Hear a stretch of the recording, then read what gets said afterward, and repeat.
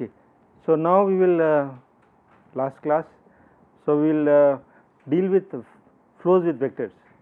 So, velocity is a vector, but it is advecting another vector. So, example being magnetic field, magnetic field is advected by velocity field. Of course, magnetic field does something to the velocity field too. So, that is what we are going to solve.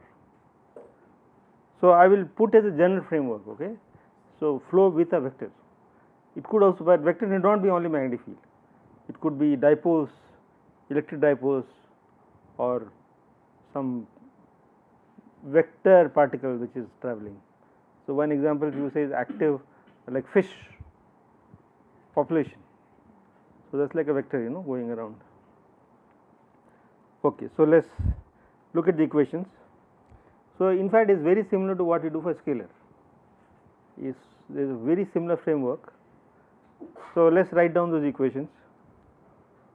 So, velocity field will be same as before, and I am going to put another vector field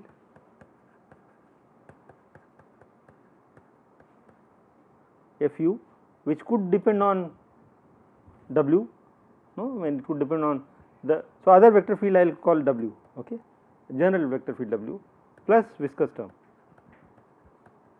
Okay. So, this is my general equation. So, it is nice, convenient, Fu is general. Now, we write equation for W. So, W is a vector field. Okay. So, W dot is very advected. So, what will be the term for advection? U dot grad W is very similar to what we do for scalar. The right side has, there is no pressure gradient in this. Okay. So, pressure gradient only acts on the velocity field. So, there could be force on W. Let us keep a general framework. It could depend on U, or it could depend on time. It could be general. I am putting bracket with no argument right now. It could be all that plus eta grad square W. So, this is what is a very general framework. So, we have W being advected by U. Of course, W can back react on U, or U can also influence W. U is influencing W here, but U can also influence W here. Okay. So, we define few quantities REW, Reynolds number based on W, is the Peclet number. So, it is the ratio of the nonlinear term U dot grad omega by eta grad square omega, right. So, usual nonlinear by diffusion. So, W cancels, grad cancels. So, U L by eta. So, this Reynolds number based on W.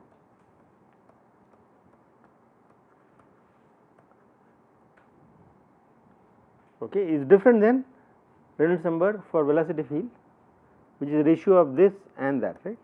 That is UL by nu. So, you can also define Prandtl number, which is nu by eta, but this Prandtl number of W. So, it turns out, which we will not do in this course, but there are times when we have both temperature and W. So, magno convection, which some of you are working on. So, then we will have two Prandtl numbers, nu by kappa and nu by W, nu by eta. So, you need to differentiate that time. Also Re. So, there are Peclet number which is different than REW. Okay. Now, so this is clear. So, these are the equations, nothing more complicated. So, what type of, no, I am sorry, this is vector flows considered. So, right now for today's lecture I will consider two types of flows. One is a passive vector. Passive vector is f of u is independent of W. So, force is, velocity field is not affected by W. So, it is passive. So, W is driven by u, but not u is not driven by W. So, it is called passive. It is same thing as passive scalar. Okay. And second, I think some of you will be interested, is MHD. magnetohydrodynamics, okay, where Fu and Fw are quite complex and which I will try to do later.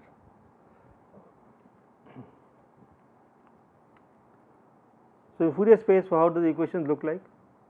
Very simple. So, it is very similar to, I mean, first equation you can easily guess. So, the nonlinear term nu of k minus I k p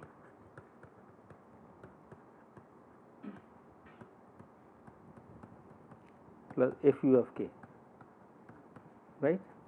And what about W? Over k plus Nw of k, right? It is a vector, these are all vectors, and that is minus eta k squared Wk plus Fw of k. Now, what is Nu of k? This we have derived before, is coming from u dot grad omega, u dot grad u. So, it comes out to be I k dot uq up convolution. There is no minus sign. No? So, here some more p's, q is k minus p. What about Nw? So, what is the difference? This u will become w, right? So, this is advection. So, that is remain same, I k dot u of q and this w of p. Okay. And we need to model Fu and Fw depending on the system. Okay. So, I will keep it simple because I have to cover lots of topics, but today we will just do as simple as possible. Okay. Now, mode to mode transfer.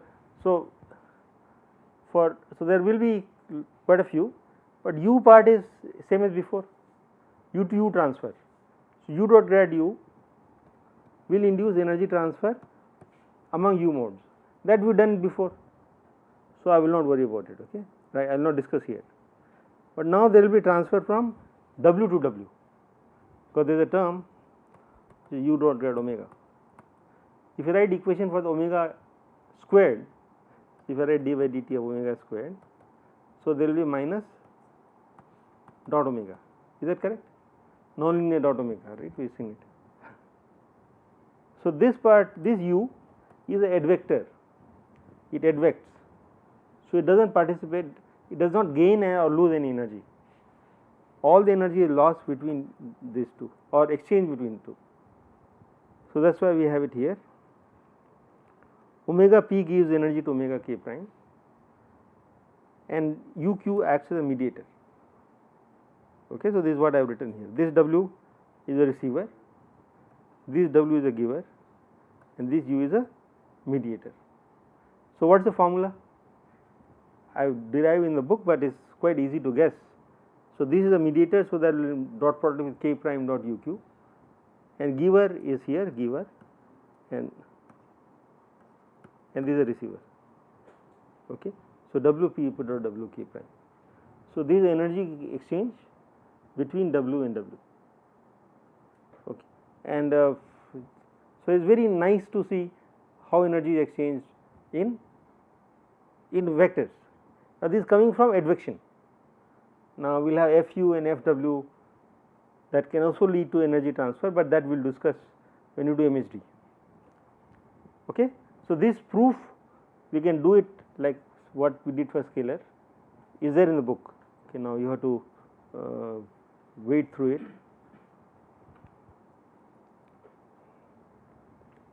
Okay. So, I have rewritten this here, this is exactly same.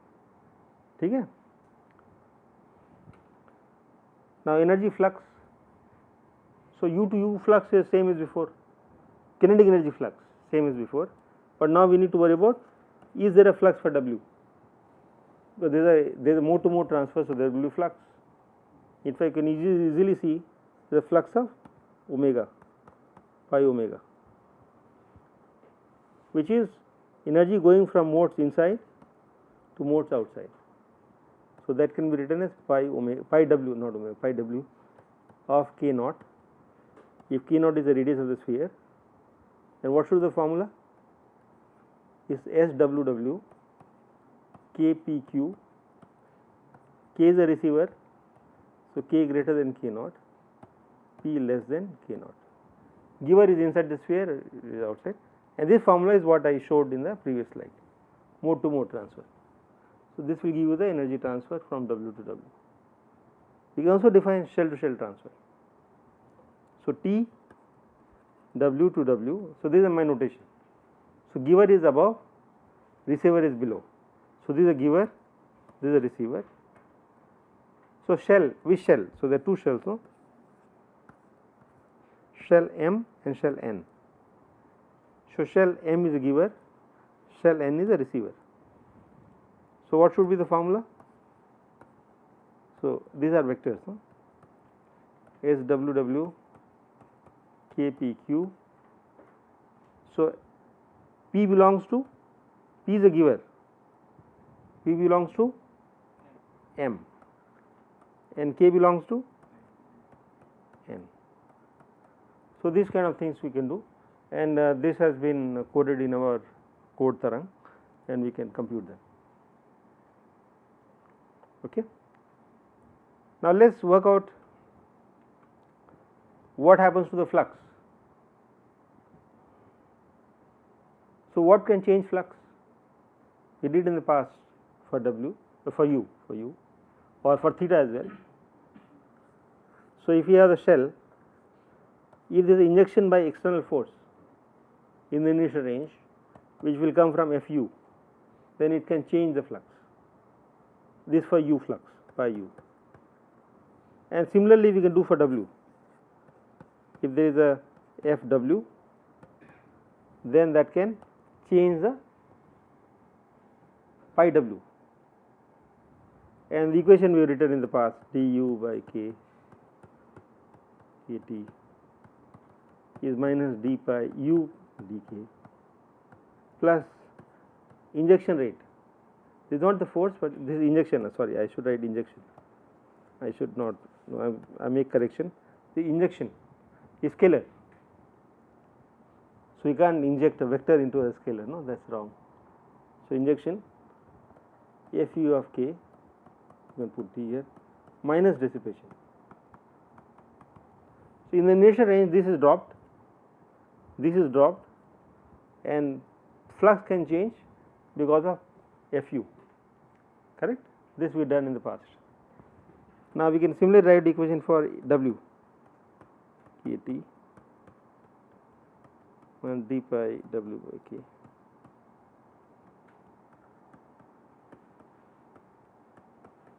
D W of k.